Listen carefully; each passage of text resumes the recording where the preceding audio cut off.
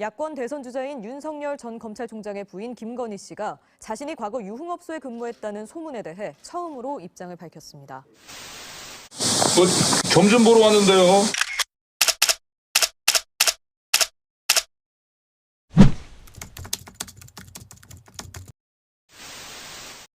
안녕하세요. 안녕하세요. 네, 정렬의 빨간색 배경을 뒤로 하시고 잘 지내셨죠? 이게 새로 하겠다는 CNN 그 OTT 서비스 CNN 네. 플러스예요. 네네. 보죠.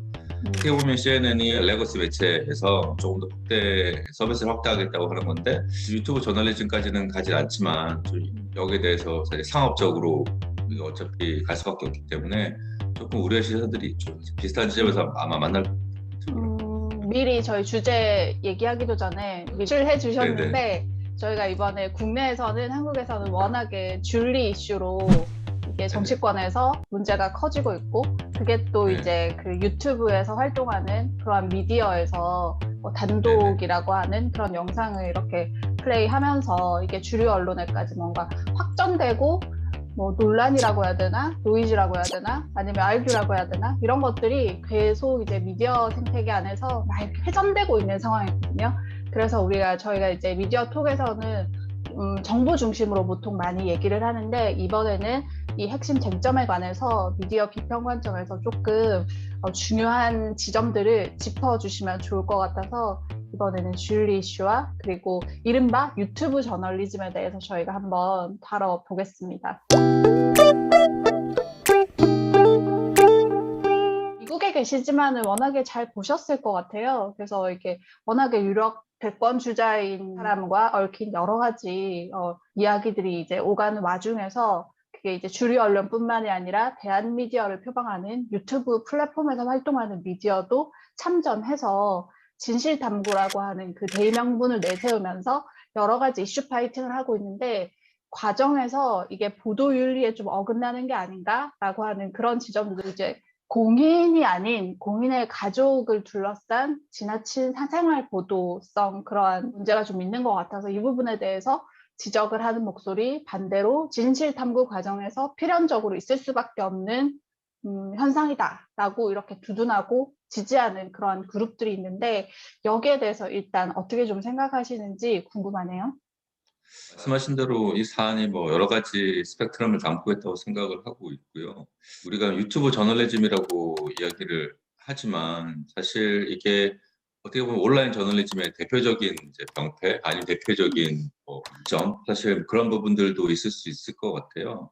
제가 볼 때는 사안들이 이제 사실 여러 가지 복잡해서 뭐 특정 사안에 대해서 딱 이게 이거다라고 말하기는 쉽지는 않은 상황이긴 한데 근데 결론적으로 말씀드리면 저도 좀 전에도 열린공간 TV를 조금 보다 왔는데 다른 부분은 몰라도 지나치게 사실 저는 이제 온라인 저널리즘 대부분 가정 저널리즘이라고 그러는데 그러니까 주류 언론에서는 저도 뭐 마찬가지지만 기사 쓸 때 어떤 개연성 있는 어떤 추측 혹은 팩트에 기반한 그 전개를 하잖아요. 근데 좀 전에 방송된 걸 말씀드리면 예를 들어서 뭐 가족 회사가 있잖아요. 그럼 이제 그 자녀가 4명인데 가족 회사 지분을 뭐 다 이렇게 가지고 있는데 뭐 김경희 씨만 가족 회사 지분을 안 가지고 있는 거죠. 사실 근데 그건 팩트예요. 근데 그 과정에서 만약에 뭐 왜 안 가지고 있는지에 대해서 이제 취재가 됐으면 괜찮은데 그걸 안 가지고 있는 것에 대해서 그 차명을 가지고 있을 거라고 이제 추측을 이제 해서 바로 넘어가더라고요. 사실 상당히 우려스러운 부분이 있죠. 이 사안이 뭐 진실이다 아니다를 떠나서 이런 가정 추측 저널리즘이 전체를 규정을 해버리거든요. 그게 바로 유튜브 저널리즘 확대되는 거고. 이런 부분들이 제일 문제라고 생각하고, 근데 또 두 번째로 유튜브 저널리즘에 대해서 뭐 형식상의 문제를 지적하시는 분들도 있는데, 그거는 제가 볼 때는 좀 괜찮을 것 같아요. 뭐 사실 기존의 주류 언론들이 만들어놨던 그런 형식 문법들, 또 전형적인 언어를 사용했던 뭐 그런 것들에 대해서는 조금 경계를 허물 필요가 있긴 한데, 그 우리가 이제 언론을 볼 때 기본적으로 이제 그 언론 신뢰하게 되고 그 언론에서 이제 정보를 얻거나 혹은 그 언론에 주는 정보들에 대해서 재해석을 하게 될 때는 우리가 항상 늘 기본으로 이제 주장했던 팩트에 기반한 또 여기도 이제 본인들은 팩트에 기반도 하지만 이게 팩트를 시작하다가 이 편집의 압박이 없잖아요. 그러다 보니까 이게 계속 재확산되는 거죠. 언론이나 지면 같은 경우는 시간의 제약이 혹은 시간의 제약이 상당하잖아요. 결정적인 거는 유죄 기간이든 아니면 자율 규제든 아니면 협약이든 뭐 이런 것들에 대해서 제약을 받고 있는데 이건 지금으로 유튜브로 시작하지만 뭐 페이스북부터 시작해서 지금 페이스북은 뭐 주류 언론보다는 가짜 정보들 특히 유통이 많이 된다고 이제 주장들이 나오니까 위험한 부분들이 사실 그런 지점에서는 있죠. 네. 사실 이 열린공감 TV라는 쪽에서 요즘에 워낙에 이슈 파이팅을 잘 하고 완전히 유력한 대권 주자를 이제 그 둘러싼 여러 가지 의혹에 대해서 이제 파헤치다 보니까 주목도가 워낙 높아져가지고 레거시 미디어라고 하는 쪽들도 이제 그쪽을 주목하고 여론이 집합되는 하나의 미디어가 된 것 같은데 근데 그들 입장에서는 주류 언론에서 다루지 않는 진실에 가까운 이야기들을 언론사에서 활동하는 기자분들도 거기 참여하셔가지고 이렇게 팩트 기반으로 한다라고 하는데 그것을 주류 언론에서 보도하는 게 의혹 제기인 거고 이 사람들이 얘기하는 거는 가정법이고 어떻게 보면은 그냥 퀘스천을 던지는 거라고 이렇게 딱 보기에도 애매한 측면도 있을 수 있을 것 같아요. 주류 언론이 그런 행태를 보이지 않는다라고 볼 수가 없으니까. 네. 뭐 그렇게 말씀이 맞죠. 음, 말씀이 맞고 근데 이제 뭐 이게 가정을 하더라도 이제 우리가 소위 하는 합리적인 의심에 의한 음, 가정이 돼야 되는 거죠. 사실 뭐 다 가정이죠. 향후 전망이라는 게 다 가정이고 만약에 그 기자분이 실제로 그 지면에 그 언론에 속해 있으면 그걸로도 똑같이 그 가정을 쓰면은 모르겠어요. 그러면 본인 취재가 된 거겠죠. 근데 뭐 일부 그렇지 않은 부분들이 이야기하다 보면 이게 사석에서 나오는 이야기 수준으로 이야기가 계속 전개가 되면 문제가 있어 보이긴 하니까 뭐 모든 사안들이 그렇다는 건 아니고요. 그러니까 음, 특정 사안들이 근데 이게 또 그 작은 사안들이 가끔은 전체를 또 규정을 하기도 하니까 이제 음, 그런 문제가 있고 그래서 주로 언론들이 소셜 미디어나 이제 유튜브를 다루는 거는 뭐 꽤 흔한 일이죠. 사실 이게 뭐 정치인들이 이제 과거 뭐 공식상의 발언들 이런 것들을 사적 발언들을 이제 공적화하는 거라고 크게 다르진 않잖아요. 사실? 뭐 그런 부분들은 저는 뭐 좋다고 생각을 해요. 근데 이 혹시 서로 간에 이게 상승작용을 일으키면서 그 한쪽에서 지나치게 이제 완전한 이제 가정 저널리즘으로 이제 발전하고 그래서 그걸 비판하면서도 또 자기의 이제 트래픽을 올리려는 이게 뭐 또 욕을 하지만 사실상 뭐 이것 때문에 시청률이나 뭐 트래픽이나 둘 다 예, 이득을 보죠. 상승하는 그러니까 이게 좀 이상한 생태계가 사실 음, 음, 발생을 하더라고요. 나중에는 어떻게 될지 모르겠지만 유튜브 저널리즘이라는 건 없다고 생각을 하거든요. 저널리즘은 음, 그냥 저널리즘이니까 유튜브라는 건 지금 저희가 옛날에 상품이 유명해지면 그 상품을 단 무슨 뭐 스테이플러 뭐 그리고 아니면 무슨 뭐 시리얼 뭐 예를 들어서 그런 제품의 고유명사가 되죠. 용도지 예, 예, 예, 그러니까 그게 보이면 되겠죠. 근데 음, 이 유튜브 저널리즘이 특별히 유튜브라서 나와 있는 그런 거는 나중에는 이제 기억이 안 날 거라고 봐요. 좀 더 음, 길어지면. 그 전이 음, 길어지면 사람들은 유튜브를 더 이상 안 쓸 거 아닙니까? 또 다른 음, 서비스 나오겠죠.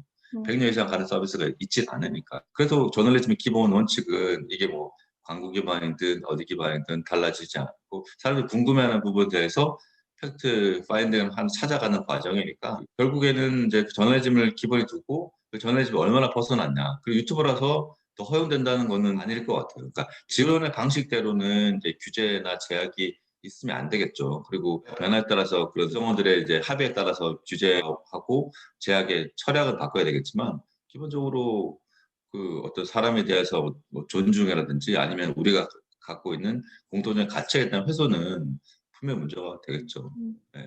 저는 어차피 뭐 소셜미디어 시대에 유튜브든 페이스북이든 트위터든 개인의 표현의 자유가 있는 거고 또 기자 아닌 사람이 기자로서의 충분히 역할을 할 수 있는 그렇죠. 시대니까 그런 것에 대해서는 네. 저도 전혀 이견이 없는데 이번 사안에 있어서도 저도 아리까리하긴 한데 굉장히 우려스러운 게 개인의 사생활 침해, 그렇죠. 인격권에 대한 네. 침해 이런 부분이어서 사실 공인이라고 하면은 당연히 검증돼야 되는 게 마땅한 거고 그게 대권 네네. 주자라고 하면 두말할 나위가 없는데 그거를 둘러싼 사람들과 이렇게 추적추적 하다 보면은 어디까지 그러면은 공인에 대한 검증인 거고 그리고 자칫 이런 식으로 가다 보면은 앞으로 어디 겁나가지고 공인이라고 하는 뭐 이런 쪽에서의 그 능력 있는 사람들이 진출하려고 하는 그 루트를 막아버리는 거 아닌가라고 하는 우려점도 들어서 그래서 그렇죠.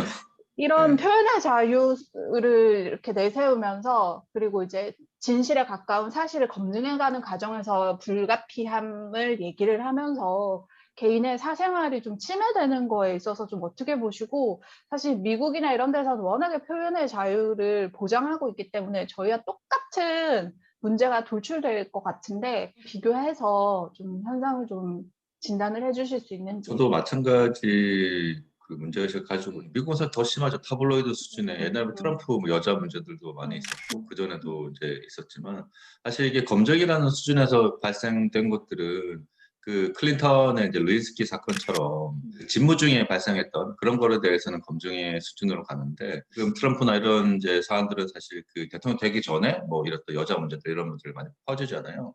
뭐 그런 부분들은 이제 뭐 자기 사생활 문제로 많이 대두가 되죠. 중요한 것들은 이 검증이라는 이름으로 파퓰러 수준의 혹은 그 이상의 의혹 제기들이 진행되고 결국 나중에 가다 보면 이게 특정 후보와 이게 연관성이 있는지도 사실 그 불분명해져요.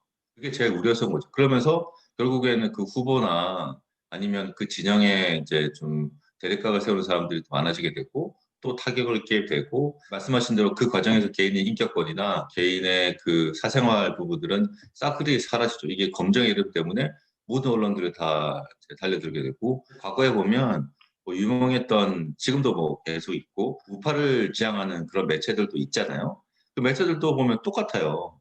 예전에 문제라든지 여러 문제들도 계속 그렇게 주장을 하고 검증이라고 계속 주장을 하면서 물론 이제 사안들에 대해서 이 각각의 범죄나 아니면 혹은 범죄가 아닌 거 어떤 특정한 사안에 대해서는 무게감이 다르겠죠. 사람들이 받아들이는. 근데 이거는 훨씬 더 중요해. 말하면서 뭐 게다가 지금 뭐 만약에 윤석열 후보가 대통령이 되다 보면 그 김경은 씨는 이제 펄스 레이디가 되기 때문에 이게 중요하라고 그렇게 주장을 하면서 계속 자신들이 더 중요하다고 생각하면서 이렇게 좀 더 안쪽으로 발전해 나가는 건 상당히 문제가 있다고 보죠.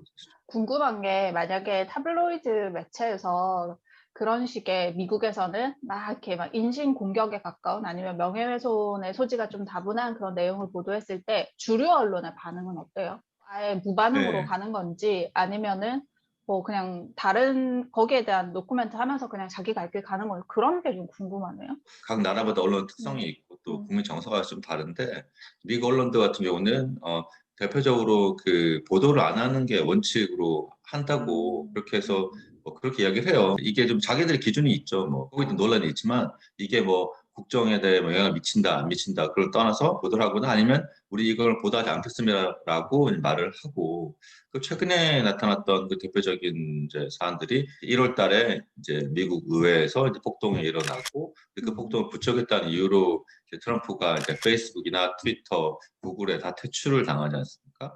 사실 그 이후에 트럼프가 자기의 매체를 만들어서 이제 계속 그 매일매일 트위터처럼 운영을 했었어요. 지금은 안 하고 있지만. 근데 그거를 거의 보도를 하지 않았어요. 예, 보도를 하지 않는다. 그래서 그 이후에 뭐 공화당 전당대회도 나오고 그리고 이제 그 뭐 아까 뭐 극우주의자들이 이제 만드는 그런 행사들도 많이 나왔는데 한번 밝혔죠. 우리는 트럼프의 이제 가짜 뉴스나 이런 것들을 보도하지 않는다. 그래서 뭐 심지어 폭스도 그 행사들은 보도를 하지 않았어요. 예, 예.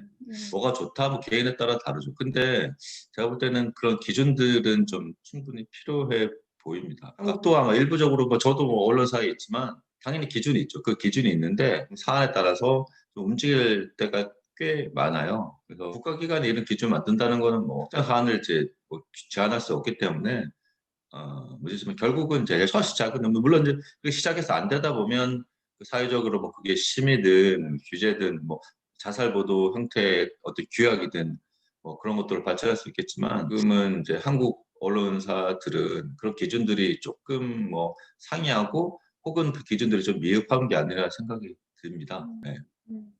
말씀하신 거 듣다 보니까 이제 뭐 네. 유튜브 기반으로 활동하는 채널, 미디어 성격을 하는 그런 채널들도 마찬가지인 거고, 사실 커뮤니티 기반으로 모든 게 움직이잖아요.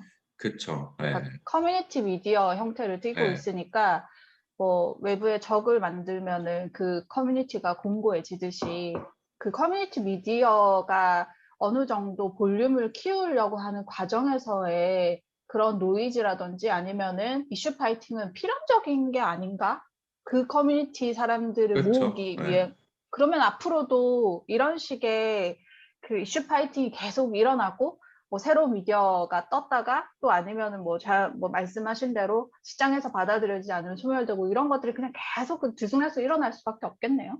제가 볼 때도 지금은 아까 말씀을 잘 하셨는데 저널리즘이라는 게 그 중도 저널리즘이라는 죄는 뭐 없다고 보고요. 근데 그 이유는 기술 발전하고도 연관이 있죠. 사실 최근에 뜨고 있는 크리에이터 비즈니스, 크리에이터 경제 그런 네. 부분들 마찬가지인데 이게 이제 요즘 팬덤 비즈니스라고 그러잖아요. 팬들하고 자기 직접 만든 열린공원 TV 같은 거 쭉 봐도 중간에 뭐 후원금도 들어오고 이제 이게 수익 모델, 이게 꼭 수익 모델을 하죠. 이게 기본적으로 이제 영향력을 갖추려면 내가 적극적인 행위를 통해서 구독자를 확보를 하고 구독자를 통해서 광고를 매출하고 결국은 그 팬들이 자기를 후원한 그거 보니까 뭐 다 마찬가지죠. 그 뒤에 보면 후원 페이지가 있잖아요. 네. 도네이션. 그 후원하는 분들에 대해서 아무래도 신경을 쓸 수밖에 없고 그 후원하는 분들에 대한 이야기들 혹은 그 진영에 대한 이야기들 위주로 할 수 있고 그거 크게 문제는 없다고 봐요. 당연히 주류 언론들은 그런 규칙을 지켜야 돼요. 왜냐하면 그들이 만드는 레pu테이션이 아니라 그 사회적인 공적인 그런 기준에 따라서 다른 진입장을 만들어 놓은 거니까. 근데 사실 지금 유튜브나 이런 소셜미디어들은 당연히 그런 게 없어요. 그런 의무는 없으니까 자기 이야기 하는 거에는 크게 문제는 없죠. 문제는 이렇게 자기 이야기를 표방을 하면서 자기 팬 진영 혹은 팬 진영을 또 지원하고 있는 그 기성 어떤 정치 세력 그런 데 대한 충성도를 높은 그 보도 이어가면서 그 보도의 질적인 하락이 문제가 되고 있는 거죠. 사실 우리나라 보고 있는 언론들이 대부분 1800년도 후반들 한국은 뭐 조금 뭐 여러 가지 이제 근대사의 어깨에서 좀 더 늦게 됐지만 그때도 지역 뉴스를 이제 그 보통 우리가 알고 있는 뭐 그 트리뷴 이런 영어들이 다 보면 다 지역의 여론들을 이제 모아서 하다가 결국에는 커지면서 사회적인 공적 책임들이 더 부과가 돼 가는 과정이거든요. 근데 우리 이걸 되게 압축적으로 겪고 있고 그리고 더 심하게 겪고 있는 거잖아요. 사실 왜냐하면 옛날은 뭐 한 번 발행하면 뭐 10명이 봤는데 이건 뭐 한 번 이렇게 던지면 뭐 수십 명, 수백만 명이 이제 보고 그게 다시 재생산되니까. 근데 그 과정에서 분명히 이제 사회적 문제가 더 크게 되는 거고 우리가 이제 크리에이터 이제 경제 혹은 이제 팬덤 비즈니스 이런 사안에서 이거 진짜 심각하게 이 보도율날 전해져서 다른 기준 이런 기준들을 이제 만들어야 될 때가 왔고 더 이상 뭐 그래도 누가 만들어주기를 기대하기는 쉽지는 않고 이제 각각의 주체들이 좀 변하는 계기가 돼야 되지 않을까 생각이 듭니다. 네. 다시 열린공감 TV 관련해서 좀 여쭤보고 싶은 게 네네네. 있는데 방송사에 네. 계시니까 네, 그쪽에서 이제 플랫폼은 유튜브를 태우지만 어쨌든 동영상, 그러니까 비디오를 통해서 자기네들의 그 근거가 되는 팩트를 담아내고 있잖아요. 근데 제가 네네. 다른 거는 잘 안 봤는데 윤석열 씨, 부인될 씨는 그분의 사생활을 둘러싸서 무슨 검사의 모친을 찾아가서 거기서 이제 카메라를 약간의 그 몰카라는 네. 표현은 적절하지 않고 어쨌든 카메라를 이렇게 대동해가지고 처음에는 점을 보러 왔다는 식으로 이렇게 페이크식으로 접근을 했다가 나중에는 이제 기자라는 신분을 밝혔는데 이제 그분들이 주장하시는 바는 탐사 저널리즘 영역에서 그러면은 어떻게 모든 거를 밝히고 접근을 할 수가 있겠냐. 그리고 이제 그 과정에서는 자기네들이 이제 기자라는 신분을 밝히고 이렇게 뭐 취재 협조를 받았다라고 얘기를 하는데 사실 기성 방송사들도 그런 부분에 있어서 굉장히 딜레마적 상황을 네. 많이 겪잖아요. 그게 어디까지 정당성을 좀 인정받을 수 있는 건가라고 하는 게 조금 의문이 들어서 방송사에 그렇죠. 계시니까 조금 한번 여쭤보고 싶어요.